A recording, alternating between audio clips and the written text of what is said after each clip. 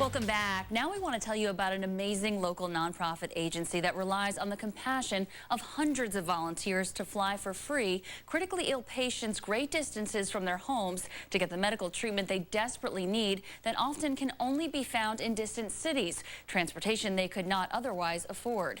Just this past week, volunteers from Long Island-based Patient Airlift Services, or PALS, arranged free transportation for the Virginia family of 8-year-old Wes Pack. For years now, the brave youngster has been battling to overcome a malignant tumor in his abdomen. It's been a blessing. We wouldn't have been able to do it without them. I believe they have a good part in as to why Wes is still here. It's a way of doing what you love and helping people out at the same time. Well, the Pack family first put out a desperate appeal on Facebook for help getting transportation from Virginia to see a specialist in Manhattan. And that is when PALS came to their rescue. And here with us now is a co-founder of the Farmingdale-based PALS Free Flight Service, Executive Director Eileen Minogue. And also joining us is Faye Dilgen, whose young son John has been able to hop aboard these flights. Thank you both for joining us today. Now, Eileen, how did this all come about? My board and I, we saw that there was a need in the tri-state area for a service such as ours, which is a volunteer pilot organization, and we started it 4 years ago, and we have been up and flying since we started. And what's that major milestone you just celebrated? So we just arranged our 5,000th flight in less than 4 years. That is incredible. Yes. And where does the funding come from for PALS? So our funding can come from a number of sources. It can come from individuals who give us donations. Sometimes we have events, we do grant requests, and of course corporate sponsorship. And we just saw a video of young Wes Pack there. That was not his first flight. No, it was not. It was his 39th flight. Wow. Yes. And Faye, your son John, he suffers from? John Hudson has a rare skin disease called Epidermolysis bullosa, which is a mouthful, so it's EB for short. And how many flights has he taken? We believe, according to Eileen, he's just flown his 30th flight in 4 years to Cincinnati Children's Hospital in Ohio. And just describe your experience, what this has meant for your family. You know, it's hard to put into words, but I would say amazing, simply because it's hard to fly in general, but much harder to fly when you're sick. And often in our case, that can be on an emergency basis. So for example, in January, PALS, I called them at 3 o'clock from a pediatrician's office and told them I had to be in Ohio within 24 hours. I had a flight by 5 o'clock that afternoon scheduled, and we flew out the next morning at 8 a.m. He was able to be admitted by 12.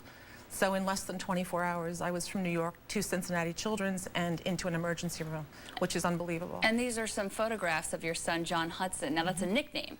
John Hudson. It's his full name, but yeah.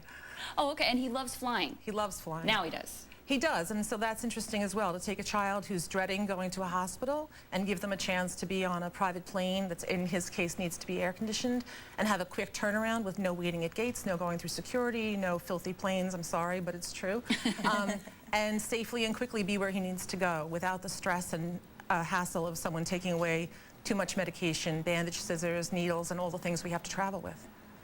And this particular photo right here in the cockpit, can you explain this a little bit? Yeah, so Joe Howley, who's the president of the foundation, is kind enough to give the children, like, above and beyond just the flight to Cincinnati, but to give him an opportunity to sit in the co-pilot seat, learn a little bit about the mechanism of the plane, just have some fun and sort of forget that he's ill and just do something extraordinary that a child his age would never get to experience.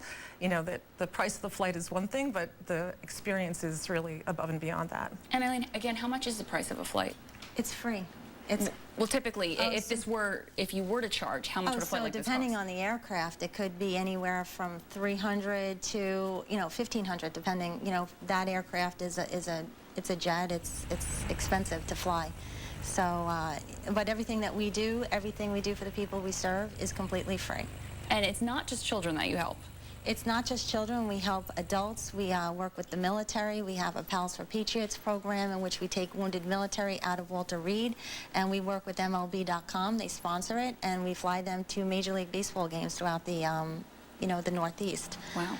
And it's amazing. And also our service entails, when they get to the ground, wherever they're going, we have what we call autopilots, and they meet them at the airports and they take them to their destination, whether it be a hospital or a housing facility. So it's really door-to-door service, and as Faye was saying, it's more than just about the flight. It's about a support structure for the family, and forgetting that you're sick for a little bit of the time, or letting a mom just concentrate on her sick son and let us take the burden of transportation away from them. And that's really what it's about. And we're looking at this video right now.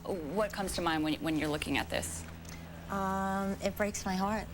It breaks, as a mom, you know, I can't imagine what it's like to go through having a kid going through 39 flights and 39 trips to treatment and then being re-diagnosed. And I often say to the staff that we can't change the diagnosis or situation that somebody's in, but it's our job to be there and help them and support them. And we do that every day. We've done it for 5,000 flights, and we'll continue to do it as long as people need us. And do you find that as word continues to spread about PALS, more and more pilots are volunteering for this? Yeah, that is our hope, because without the pilots, there is no PALS. You know, they're the heart of what we do, and they're generous, and they donate their time and their aircraft, and for the most part, they pay for all the expenses related to the flight.